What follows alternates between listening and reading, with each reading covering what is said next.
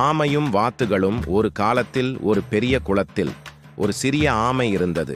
ஒரே இடத்தில் இருந்தபடி குளத்தையும் அதன் சுற்றுப்புற தாவரங்களையும் பார்த்து மகிழ்ச்சியுடன் காலத்தை செலவழித்து வந்தது. அது தினமும் குளத்தில் நீந்தி விளையாடி மகிழ்ச்சியுடன் இருந்தது. ஆனால் சில நாட்களில் அந்த ஆமை தன்னை மிகவும் தனியாக உணரத் தொடங்கியது. ஒரே இடத்தில் இருப்பதில் சலிப்பு வந்தது. நான் எப்போதும் இங்கேயே இருக்கிறேன், என்னால் வேகமாக நகர முடியவில்லை. என் உலகமே இந்த குளம். என்னால் மற்ற இடங்களுக்குச் சென்று பார்க்க முடியுமா? வேறு இடங்கள் எங்காவது இருக்குமா என்று ஆமை தன் மனதில் எண்ணியது. ஒரு நாள் 2 வாத்துகள் அந்த குளத்தில் நீந்தி வந்தன. அவைகள் நீல கலர்களில் கருமையான புள்ளிகள் இருந்த அழகான செம்மஞ்சள் நிற இறகுகள் கொண்ட வாத்துகள். அவற்றை பார்த்த ஆமை குதூகலத்துடன் அவர்களிடம் சென்று அந்த வாத்துகளை பார்த்து, உங்கள் உலகம் எவ்வளவு பெரியது, நீங்கள் எவ்வளவு இடங்களை பார்த்து இருக்கிறீர்கள், எங்கள் நிலத்திலிருந்து நீங்கள் எங்கெல்லாம் சென்றீர்கள் என்று வினவியது. வாத்துகள் ஆமையின் கேள்வியை கேட்டதும் அதை விரும்பி நெருங்கின. அதற்கு அவர்கள் பல நகரங்கள், மலைகள், ஆறுகள், காடுகள், பெரிய குளங்கள் எல்லாவற்றையும் பார்த்ததாக கூறின. அதை கேட்டதும் ஆமையின் மனம் மேலும் உற்சாகம் கொண்டது. நான் இந்த குளத்தை விட்டு வெளியே சென்று சுற்றி பார்க்க விரும்புகிறேன். ஆனால் என் கால்கள் மிகவும் மெதுவாகவே இயங்கும். நீண்ட இடங்களுக்கு எப்படி செல்வது என்று கேட்டது. வாத்துக்கள் மையல் மிகுந்து, நாங்கள் உன்னை பறக்கச் செய்து எங்களுடன் கொண்டு செல்ல முடியும். ஆனால் அதற்காக நீ எங்கள் வழிகாட்டுதல்களை பின்பற்ற வேண்டும் என்று கூறின. ஆனால் ஒரே நிபந்தனை, நீ சொந்தமாக பேசாமல் அமைதியாக இருக்க வேண்டும் என்று எச்சரிக்கை கொடுத்தனர். ஆமை உடனே ஒப்புக்கொண்டது. நீங்கள் என்ன சொன்னாலும் கேட்கிறேன். எனக்கு இடம் பார்க்க வேண்டும். நான் பேச மாட்டேன். நான் கவனமாக இருப்பேன் என்று உறுதியான குரலில் கூறியது. உடனே வாத்துக்கள் ஆமைக்காக ஒரு வழியை கண்டுபிடித்தன.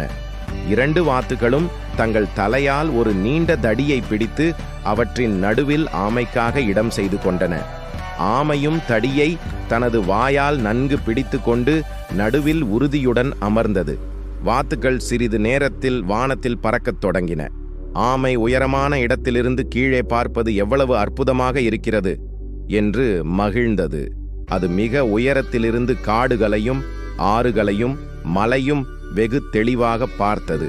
அவை அதற்கு உண்மையில் மிகவும் புதிதாக இருந்தன. ஏனெனில் குளத்தில் இருந்து அது இதற்கு சமமான காட்சிகளை ஒருபோதும் பார்த்ததில்லை. ஆனால் சில காகங்கள் அதை பறக்கவிட்ட வாத்துகளைக் கண்டு ஆச்சரியத்தில், ஒரு ஆமை பறக்கிறது, எப்படி சாத்தியம் என கேட்கத் தொடங்கின. காகங்களின் கேள்விகள் ஆமையின் மனதை கிளறின. அதற்கு பெருமை பொங்கத் தொடங்கியது. ஏனெனில் அது பறக்க முடிந்ததற்காக ஒரு பெருமிதம் வந்தது. அந்த கேள்விகளை கேட்டு ஆமை பெருமையோடு, இது எல்லாம் என்னால் மட்டுமே செய்ய முடியாது, இதற்கு வாத்துகளின் திறமையே காரணம் என்று சொல்லிவிட முயன்றது. ஆனால் அது வாத்துகளின் எச்சரிக்கையை மறந்துவிட்டு தடியை விட்டுவிட்டது. உடனே அது கீழே மண்ணில் விழுந்து விட்டது.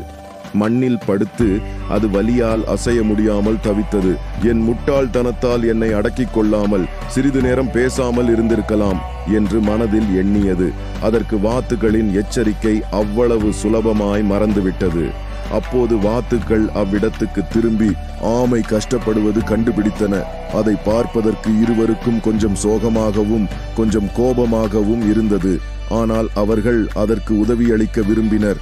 நீ ஏன் நாங்கள் சொல்லிக் கொடுத்ததை கவனமாக கேட்கவில்லை என்று கேட்டனர். மன்னிக்க வேண்டும், உண்மையிலேயே எனக்கு ஆற்ற முடியாத மகிழ்ச்சி, அந்த உயரத்தில் இருந்து பார்த்து மயங்கிவிட்டேன் என்று ஆமை வருந்தியது.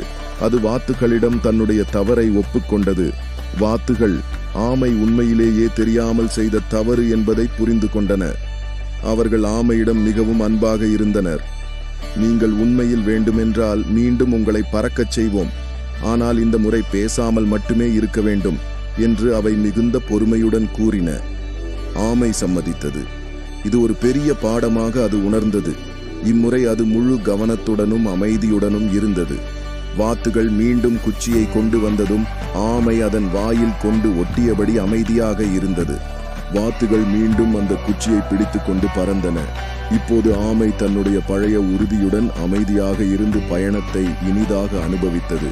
தூர இடங்களை பார்த்து மகிழ்ச்சியுடன் கண்டு களித்தது. ஆனால் இம்முறை அது சொந்த வழியில் அமைதியாக இருந்தது. வாயை திறந்து பேசாமல் எல்லாவற்றையும் கண்டு களித்தது. இந்த பயணம் அது நன்றாகவே முடிந்தது. வாத்துகள் அதை அப்பகுதியில் அழகிய ஒரு குளத்தில் இறக்கின. ஆமை அந்த இடத்தில் நின்று பெருமையாக உணர்ந்தது, ஏனெனில் அது தன்னுடைய தவறை திருத்தி பயணத்தை வெற்றிகரமாக முடித்தது.